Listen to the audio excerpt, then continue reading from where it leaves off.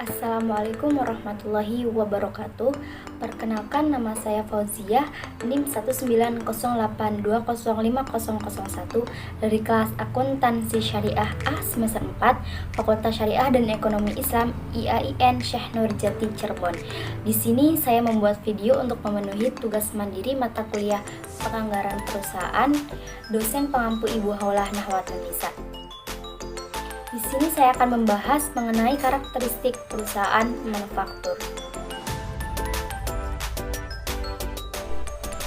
Apa sih perusahaan manufaktur itu? Dan apa saja karakteristik dari perusahaan manufaktur itu? Langsung saja simak penjelasan berikut ini. Di sini saya akan menjelaskan apa itu perusahaan manufaktur.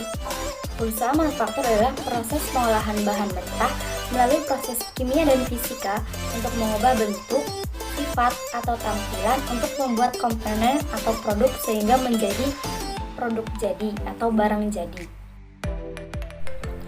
Nah, di sini ada beberapa macam karakteristik dari perusahaan manufaktur. Apa saja sih? Yang pertama itu ada proses pengolahan produk. Yang kedua ada mesin yang sudah berskala besar. Yang ketiga ada biaya produksi yang besar. Yang keempat ada proses produksi kompleks. Dan yang kelima ada pemasaran dan penjualan.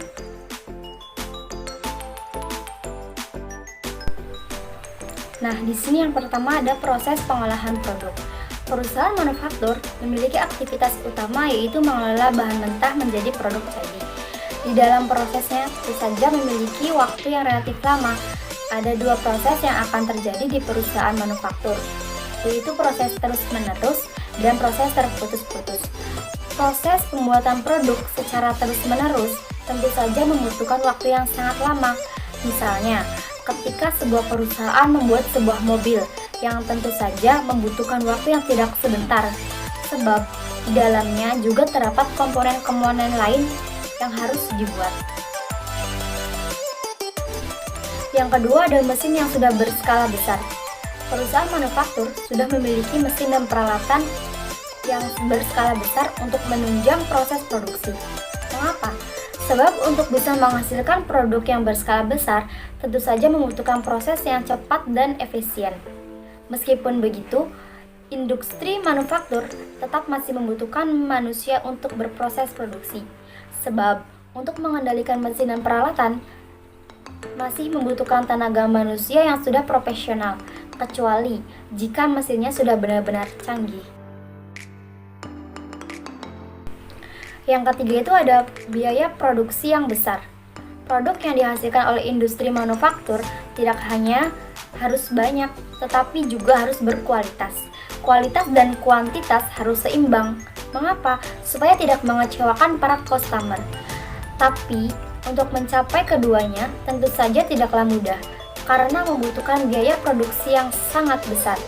Biaya atau modal tersebut digunakan untuk membeli bahan baku, membayar tenaga kerja, perawatan mesin, dan sebagainya.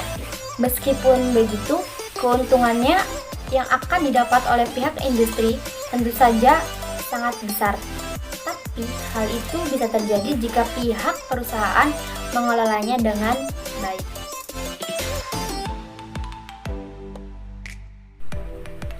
Yang keempat ada proses produksi kompleks. Karakteristik perusahaan manufaktur yang lainnya yaitu memiliki proses produksi yang sangat kompleks. Supaya bisa menghasilkan produk, banyak orang atau divisi yang bekerja sama di dalamnya.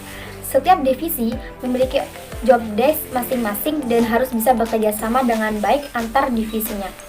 Misalnya, tenaga operator hanya bertugas untuk memastikan kinerja mesin supaya bisa bekerja sesuai dengan fungsinya.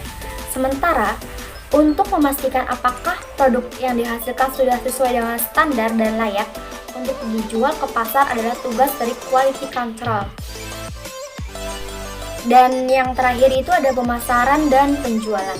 Setiap proses produksi tentu saja sangat berkaitan erat dengan proses pemasaran dan penjualan produk. Tentu saja akan menimbulkan masalah yang sangat besar jika tidak ada proses pemasaran dan penjualan. Mengapa demikian? Karena tujuan dari produksi industri manufaktur tidak lain yaitu untuk penjualan. Perusahaan manufaktur pada umumnya sudah memiliki pemasaran yang sudah maksimal, supaya penjualan produknya bisa meningkat sangat pesat. Bahkan mereka rela mengocek biaya yang tidak sedikit untuk melakukan promosi secara gencar-gencaran. Promosi tersebut bertujuan untuk mengenalkan produk mereka supaya dikenal oleh masyarakat luas. Semakin luas jangkauan promosi, kemungkinan untuk mendapatkan customer juga akan lebih besar. Baik, sekian yang bisa dapat saya sampaikan. Kurang dan lebihnya mohon maaf. Wallahu muwaffiq ila aqwamit thoriq. Wassalamualaikum warahmatullahi wabarakatuh.